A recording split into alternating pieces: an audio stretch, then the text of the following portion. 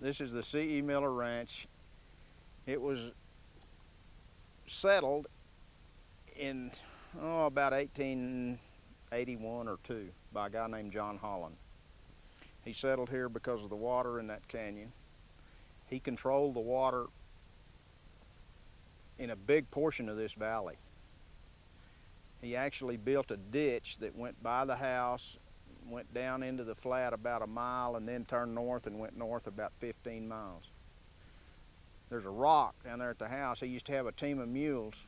Once a week, that team of mules drug that rock and drug that ditch. He killed a guy over that water. There was a guy named Hanley, had some mares up here on top, and those mares kept getting in his ditch and messing up his ditch. And one day Hanley was coming back from town, and John Holland just rode out there and shot him.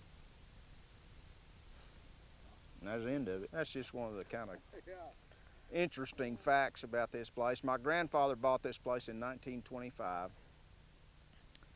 and then they added to it in 1936 on the north end when his brother came into the operation. We've been through several droughts. The most current one, we're still trying to restock from the most current one. We normally run 600 to 800 cows on this place, and we've got about 200 right now. We got down to 76, is that right? At one point we only had 76 head on the whole place, about 2011, 2012. And the reason we destocked, we just, we think this country will recover faster if you don't abuse it. We've watched people that stayed too long with their cattle and then have ended up having to get rid of them anyway. And we just decided, and we're in a position where we could just destock and start back when we can, and that's pretty painful right now. That good cow prices are a two-bladed sword. For years, we've done the deferred system, where we would defer 1 or 2 or 3 pastures a year during the growing season, and not worry too much about it after that. Use it, as long as it's not growing, you could use it, as long as there was forage there. What I've always dreamed about doing is getting to a one-herd system where you could just move that herd. In these mountains, that's hard to do, simply because of water. You just can't water that many cattle up here. That's why we built these roads. We didn't build them for us. We built them for the cows. We built them for the cows. And this road that we're standing on is built on an old trail. I mean, this is where, well, it was probably before the cows ever came to this country, this trail was here. But it's built on an old trail. And that's what we've tried to do all over these mountains, is build the roads where the cows can use them and have access to this country. And the place it's helped the most, up here on top, it's not that big a deal. But on this face, where you've got roads, those cattle will get off that road and they'll use country that they've never, ever been in before. So you'll see quite a few roads. I mean, it's my cousins who have an interest in this ranch but have never been out here. I mean, they come and visit, but they don't understand a lot of the stuff. One of them, well, the one that's kind of taken over from his dad and trying to do their part of it, Albert and I were talking about, when we destocked, and we were talking about, you just kind of look at your country and you kind of know what you need to do. And he kind of looked at us and he said, how do you know that? And that's a pretty good example of, people that are buying these ranches now. They just, all that experience is gone. We had cattle on this mesa right here earlier in the year, and the calves were getting too dang big, so we went and got them and branded them, and they're down there on the bottom now. The rest of our cattle are up here north of us. Well, these 2 pieces of country right here that we're looking at, this one has a permanent water right there in that second little canyon. That one back there has 2 rock headers on it, and if those rock headers don't have water, we don't use that very much. They can go off into that big canyon, but it's a tough deal. Wildlife has benefited as much from this water development that we've done, that ranchers have done, as anything, because their water sources were much, much more limited before people came in here and started trying to water cattle. And yeah, it was very seasonal. This big draw that comes down this valley is called Wild Horse Valley, Wild Horse Draw, and it ran in the fall, and I'm sure there was a lot of stuff in here during the fall, but this time of year, there might not have been anything here.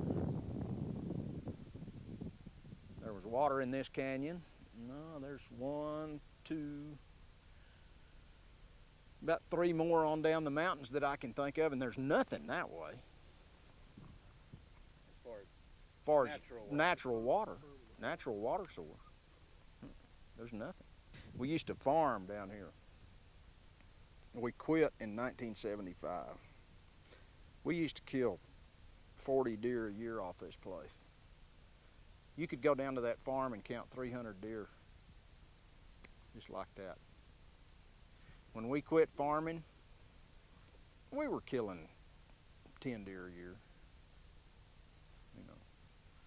But that food source down there, plus the water that I talked about, increased our deer population 2 or 3-fold.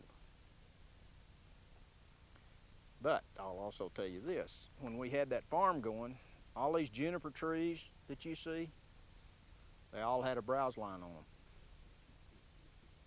We had too many deer. Pretty simple.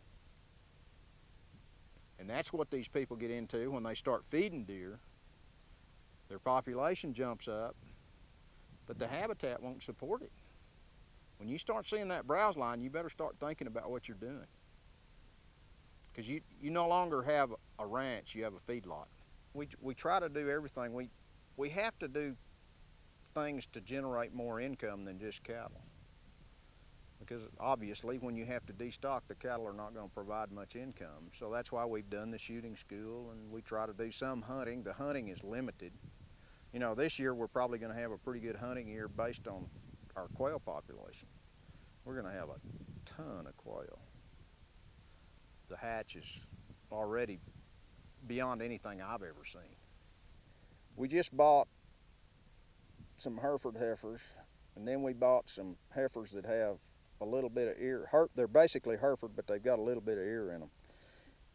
When we got out of the Hereford business, we started getting out by putting Bremer bulls on them when we had F1 cows for a while.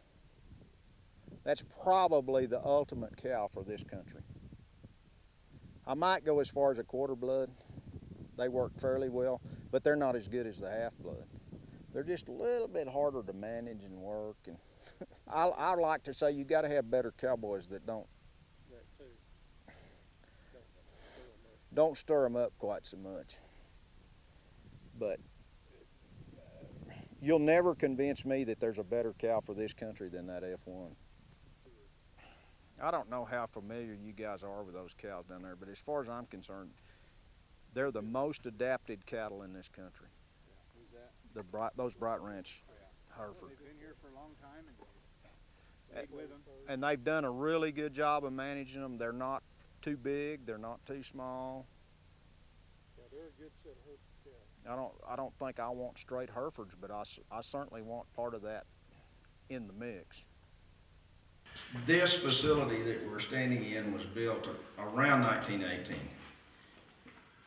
The Army built it. It was never fully occupied. The main camp that they operated out of for most of the trouble on the Mexican border was down next to the house. It was nothing but tents and wood floors. They got this thing built. It was built for 2 companies of men. They had the capabilities of packing 150 mules a day out of here, which meant 150 left and 150 came in, usually in 3 trains. And they did it with amazingly few guys. There were 3 guys went with each train, and that's it. Usually a head packer and then a couple of Mexicans or somebody that took care of the mules. And when they came back, I think they had 6 packers. that packed 50 mules.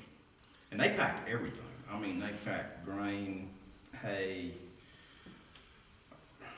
all the stuff the guys needed. It's pretty amazing to get it all done. But if you know anything about mules, that's the only way you can make it work, is they have to work every day. If you give them a day off, you're in trouble. So, water was here, and the pass to get to the river was here. This is the closest, easiest way to get to the river. 15 miles north to the next pass, and then the next road that goes over to the south is about 15 miles. So there was a 30-mile stretch of the river here that they could cover. Plus, it was close to Valentine. They brought the supplies in on the railroad, put them on trucks and brought them out here, then put them on mules and went. Well, it's about 10 miles to the river from here, if you just go straight to the river. And that, they went upriver to one camp. There were a couple of camps that were almost straight, and then there was 2 more on further down. They went all the way to Pilates, which is, I don't know, how far is that south of here? 20 miles, Pilates. Yeah, 20. Pretty close. I don't know that Ponchoville was ever too much of a problem, but there were lots of bandits that were.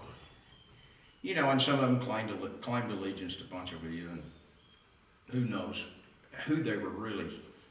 They fought for whoever had the most money, is what it amounted to.